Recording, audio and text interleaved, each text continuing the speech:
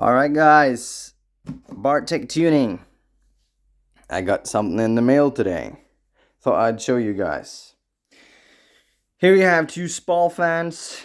I believe they were 25 centimeters in diameter. These are blowing fans, so I will mount them in front of my radiator. So I will have more space in my engine bay.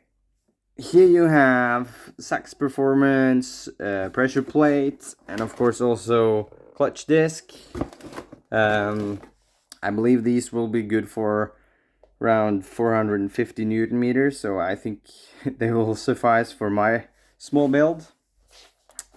Here you have a fuel pressure regulator and also a small custom housing to make this fit on an aftermarket fuel rail, which I have. And then you have a manometer with the adapter to make it work. And also I purchased Bar Tek's own catch can. I think it's a really good quality, and also it's an open one with fittings and also filter also included in the package. And here you have a complete oil cooler kit with 19 row, I think it was a Mokel, or was it a Bar Tek oil cooler with the sandwich plate and all fittings required to work with my VR6 engine, hopefully. But I like that it's a complete kit, and also it's a quite large oil cooler.